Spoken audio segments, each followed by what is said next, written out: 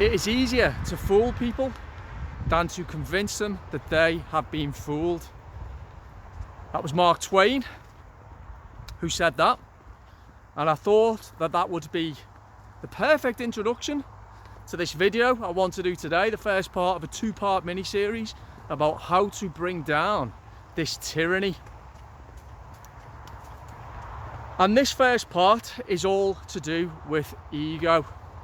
Now, how can ego be a factor in bringing down a tyranny? Well, that's what I'm going to explain to you, and I feel that the explanation is somewhat wrapped up in that quote from Mark Twain. It is easier to fool people than to convince them that they've been fooled. Right, okay, what does that mean? I think we were all fooled, or the majority of us were fooled. As I alluded to in yesterday's video, we all idiotically acquiesced to what our government asked us to do on the 23rd of March 2020. We agreed to the imposition of a tyrannical dictatorial state and to the wholesale robbery of our freedoms, and most of us didn't ask any questions at the time. We were fooled. Fooled with regard to, because I've got to be careful what I say, otherwise I'll get censored. So let's say that regardless of what you think about COVID-19, let's come at this from a point of view of perspective. Has there been state overreach? Should we, in an effort to defeat a virus, whatever your views are on the virus, and let me just say that I don't believe the mainstream narrative, let's put it that way. I entertain many other theories, certainly not the mainstream. Whatever your views on a virus, did it justify the destruction and decimation of society that we've seen by imposing lockdowns? Okay, so that brings us to the second point. Easier to fool people than to convince them that they've been fooled. Yes, we were all fooled, and let me say as well that none of us are impervious to propaganda, none of us are immune to malign influences. We are all susceptible to being fooled in various different ways and guises in our life. Now, the second part of that, though, it's easier to fool people than to convince them that they've been fooled. That's where the ego comes in. And this now is what I want to talk about, because there are millions of people, tens of millions, hundreds of millions of people across the world now who we are reliant on. And how are we reliant on them? We are reliant on them overcoming their ego, because I now know for a fact that the majority of people, I would say significant majority of people, have some concerns. They are realizing that things don't add up. They are seeing some inconsistencies, or, got to be careful I don't get barred. Let's say they are realizing that none of this was justified, that the price that we have paid is too high a price,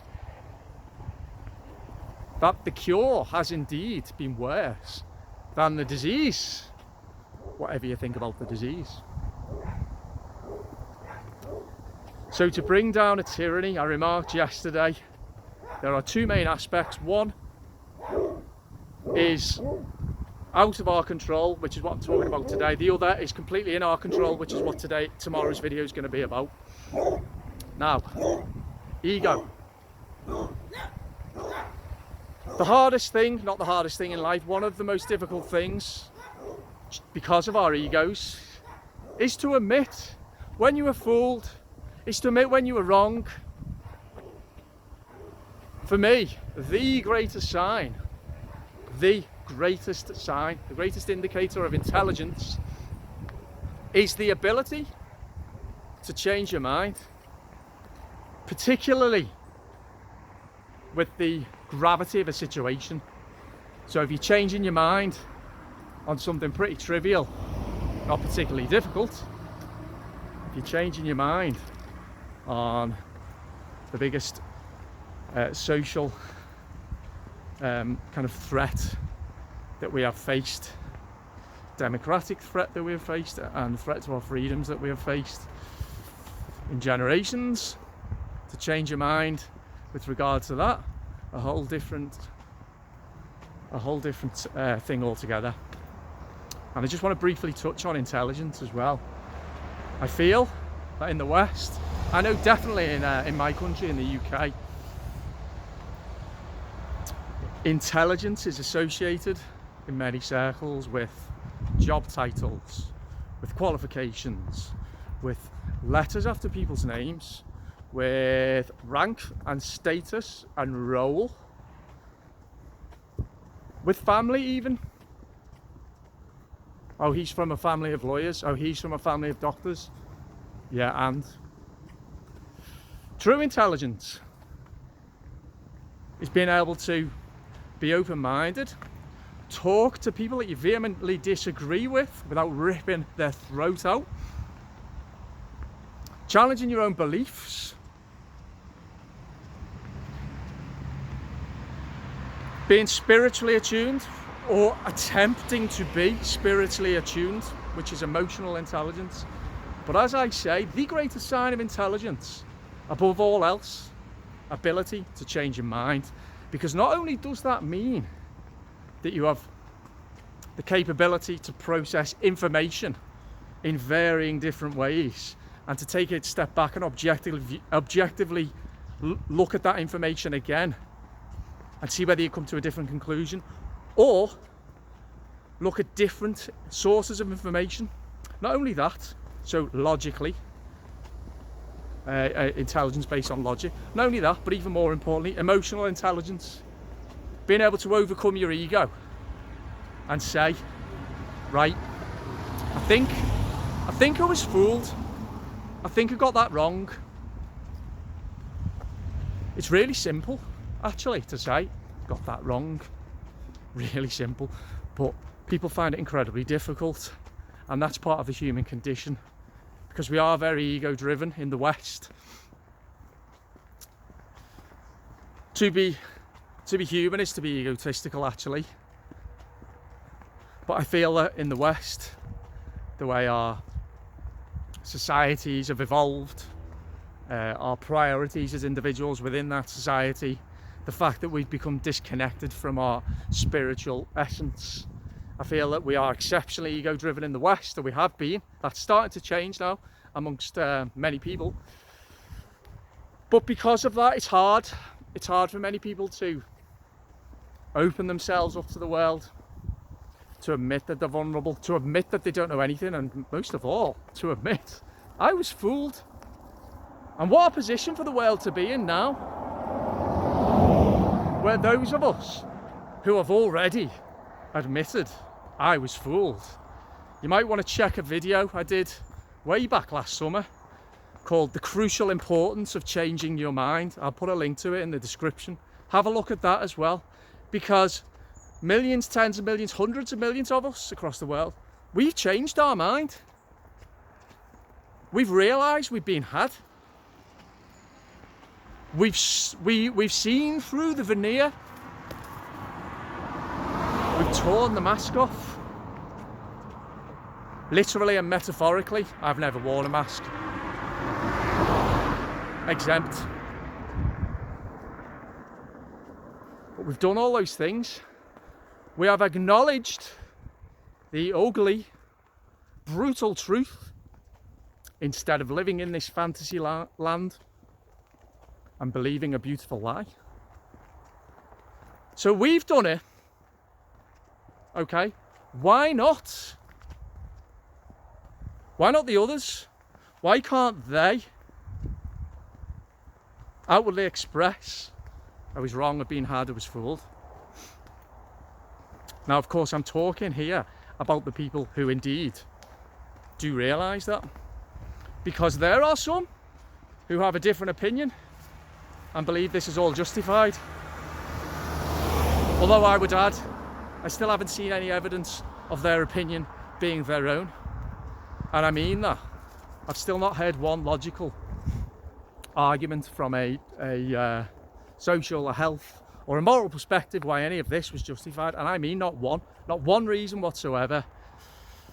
And I see evidence everywhere, all around me. We have the critical mass of people already, just not organised enough. But we need those who know deep down, or maybe they're fully cognizant of it. We need them to admit, do you know what? Got this wrong. Just let me break off for a second. Some traffic here.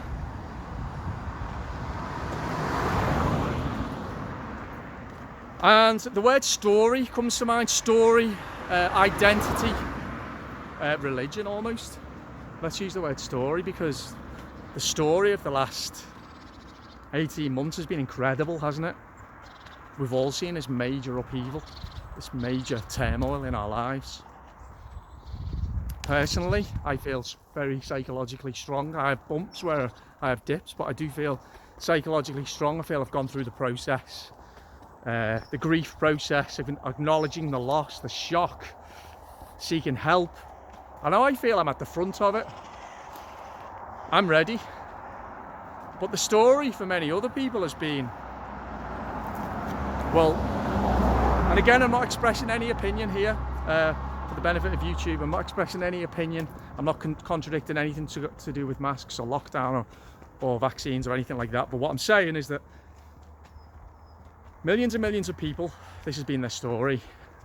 They've done the multiple lockdowns, they've stayed in the house, they've stayed away from their family and friends, they've done the social distancing, they've worn the mask, they've obeyed all the rules, and they've taken the vaccine. And that's all of that is their choice. Nothing wrong with that whatsoever. Well, in my opinion there is, but in their opinion maybe not, and that's fine. So that's the story. It's become part of their life story. I would suggest it's given many people a deep sense of meaning in their lives. I feel that one of the ills of Western civilization at the moment is that many people are lacking deep meaning and purpose in their lives. And this has come along, and maybe that's given a lower purpose type of meaning. So they've heavily invested in this story of a disease for so long now, for 18 months. Could it be that the earlier you allow yourself to change your mind, the easier it is with regard to your ego, and that the deeper you buy into the story and the more that you invest in it, that the more difficult it becomes? Yeah, that is I'm not going to say conundrum, it's not a conundrum. That is the decision now that millions of people must make, if indeed they do know deep down that what they've done was misguided, that what they've been asked to do was unreasonable, and that they've made a colossal mistake in continuing to go along with this story. Yet that is what we need. We need these people to be brave. Possibly that's the wrong word. We need these people to stop being so egotistical. Would millions of people really rather die and go to hell and take everybody else with them than admit they were wrong? So that's today's video. How to bring down a tyranny. Tomorrow's video is going to be more useful to you, because what I'm going to say is going to be completely within your control, whereas today's content is the other aspect of it. And we don't really have control over that at all. We are reliant on our fellow friends, family members, neighbours to do the right thing here. Surely there can be no excuse to continue to comply with rules and policies whereby the end result is a serious reduction in freedoms and civil liberties and an acquiescence to a society that is really not going to be much fun for anybody at all, and which has the potential to go in some truly dark directions for us and the children. So, do people really want that? Well, it's not up to me and you to decide, it's up to them. And we need them to make the right decision. So I hope you enjoyed that video. Let me know what you think. Let me know how closely tied into ego this whole saga has been. And let me know whether you do see evidence of the individuals that I've alluded to in this video allowing themselves permission to be wrong and to express that to those that they know. Don't forget to tune in tomorrow for part 2, where I'm going to give you some solutions about what needs to be done, very simple solutions. And smash that subscribe button, and I will see you soon. Bye bye.